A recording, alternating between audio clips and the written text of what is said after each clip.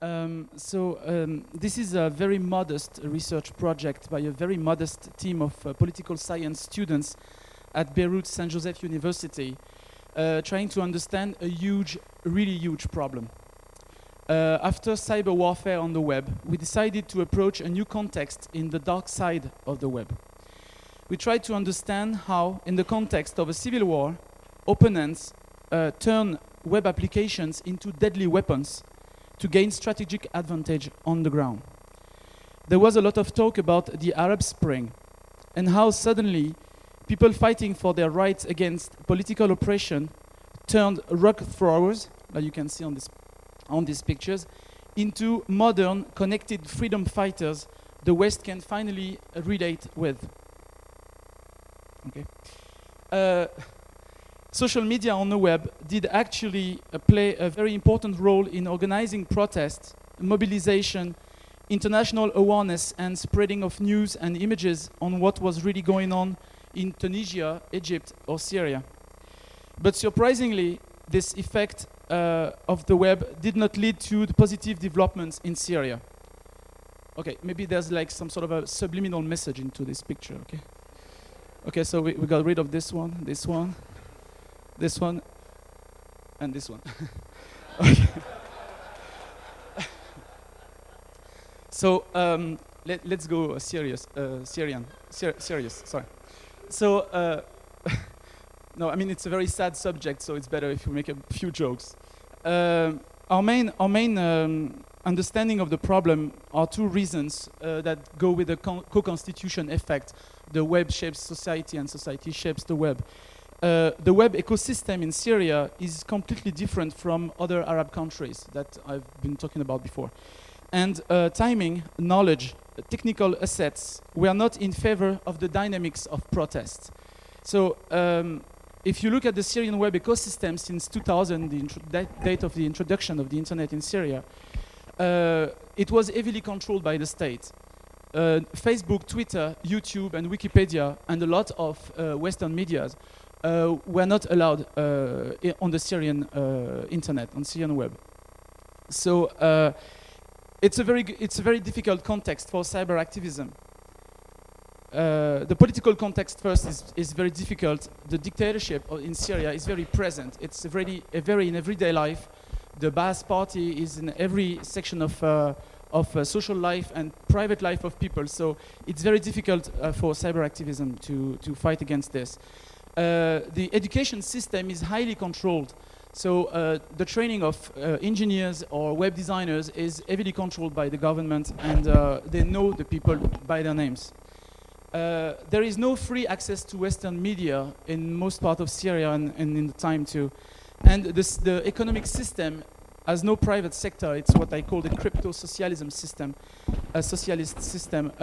Devices, access, IT companies, ISPs, the entire internet ecosystem is owned and controlled by the repressive state apparatus, police and family members of the Assad clan. So what I will show today is just a few examples of what we found. Because there is so much information that we identified, and we still have so much to go through. But I will give a few examples of how it looks like. In 2001, after the fall of Ben Ali and the first big problems for Mubarak, after months of peaceful protest in Syria, the al-Assad family decided to give to Syrians free access to social media. Everything that was forbidden since 2000 was suddenly free access for everybody. Anybody could open a Facebook account or go on YouTube and change things in Wikipedia. And this marks the beginning of the first asymmetric civil war on the web. And this is something we are documenting in real time, and it's still going on. So on the protester side, we have classic actions that we found in every mobilization online, as seen in Egypt and Tunisia. People were starting blogs, uploading YouTube videos, creating Facebook groups, tweeting real-time during demonstrations, and smuggling of digital content through the borders of like Lebanon, as it was seen in Iran at the time of the same problems in Iran. But the protesters, the cyber activists, were lacking of experience. They didn't know about those social media. They didn't have access to those social medias for so long that they were lacking of experience. Digital contents were very hard to identify and verify, and a lot of deceptive content was published because it was published then filtered. So it was very difficult to know what was true and not.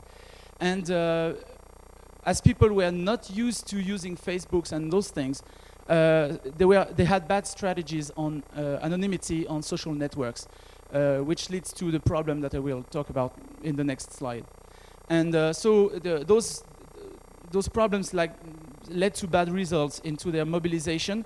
The net activism was very separated from the street. The street people were not using the social network, so it was just a bunch of people from the intelligentsia who had access to those things. So there was a complete separation between what was going on online and what the protest on the street, which was not the case in Egypt. And there was a lot of bad coordination also in the organization and mobilization of protests, which leads to infiltration, as you know, in this kind of systems. So on the regime side, they took decisive advantages by full control of access and content on the web, by proxies and all those devices that were used by the repression apparatus in Syria. A lot of experienced people in Syria, engineers, web designers, web programmers, were actually employees of the state. So they were in danger of doing things, and so they were working for state institutions. And you will see that it has some impact on the situation. And of course, there's a massive repressive apparatus on the ground in Syria. A joke said that maybe 99% of the population is a spy. So we have police, we have spies, we have members of the Baas party. Everybody's spying everybody. So it's very difficult to mobilize in those situations. And this is one example of what happened in Syria, what I call the trap. Opening social media allowed the police to identify group members, their networked friends, and their families. So opening the social media web in Syria allowed the police system to open the door like a trap, let people in, and close the doors. And so people were trapped inside, and as most of the social networks are based on connections and links and friends and things like this, it was pretty easy for the police to identify members of Syrian revolution groups and things like this. So what they did is login password information was obtained under physical and psychological pressure, especially for people abroad, Syrians living abroad. Their families were threatened inside and arrested and tortured. They used a lot of false security certificates to capture private information on social networks like Facebook, what we call the man-in-the-middle attacks. And for example, in May 2011, some right activist groups documented the arrest of 15 famous bloggers in Syria, and their interrogation leads to 1,200 arrests of people just in Damascus. And on the other hand of the repression, there was this very original thing that was only in Syria. It's called the Syrian Electronic Army. It's a pro-government cyber activists recruited by the security apparatus, mostly members of the Baas party and the Assad family. And it was, they had their own hacking school called the Syrian Hacker School, and it was related to the Syrian Computer Society, which is also a member of the Internet Society. It's funny. So what did they do, the Syrian Electronic Army? They identify users on social network and report to authorities, of course, for arrests. They spread and promote government propaganda contents on social networks, on YouTube especially. And they do the defacement attacks. In 2011, sorry. 122 domains were attacked, including BBC, Harvard, and Al Jazeera websites. They created fake accounts on Facebook and YouTube to gather people and gather information about these people. And I don't want to go into that, but they did a lot of virus and denial of service attacks on different websites and different internet access in Europe and even in America. So those are like small examples of how they hacked the Harvard University homepage. And you see the cool picture of the dictator. And also here on the BBC News, some information that the councillors in Kent, I think in England, website was hacked after Twitter. So they were like very present on social networks and punishing everybody who was against the Syrian government. So our first elements of conclusion that we found. First of all, it's an asymmetric civil warfare on the web, and I think it's the first example in history of such a situation. We had a very hard time to trace and report and document what we found. It's spread around the internet. There are no medias in Syria, so it's very difficult to relate what's going on, and numbers and everything has to be verified according to different reports. There's a lot of misleading and ambiguous content. I don't know if you heard about the story of the gay girl of Damascus. Who did? Heard the story? Yeah. This Scottish, I think, guy who wrote a blog about the life.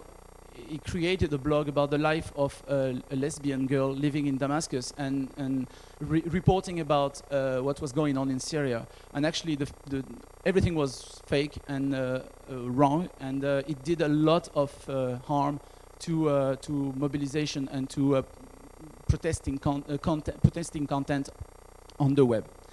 And so we have a lot of questions for web science in this situation.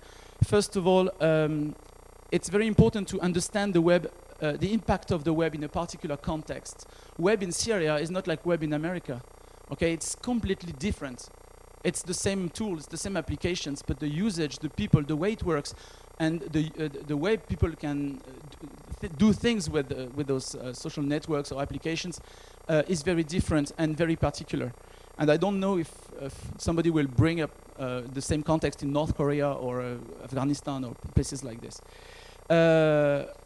What is the responsibility, and we have people from Yahoo here, what is the responsibility of web application owners who know what's going on their platforms, especially YouTube, especially Facebook? They know that those things are happening, and what do they do? Is there a way they can do something about it? And the final question would be how to make the web a safer place for freedom. It sounds pretty obvious for all of us that the web is a great invention, and it's bringing a lot of positive externalities to the society. But here is an example that the web can be a deadly weapon, and we should maybe ask ourselves as web scientists if we can do something about it to protect the web users. Okay, so just a few words about our sources, because it's not so obvious where we got all the information. There are a couple of reports by think tanks, especially the InfoWar Monitor and the Electronic Frontier Foundation, who are pretty fair in their observations. We have, of course, lots of diplomacy think tanks that produce some information about that.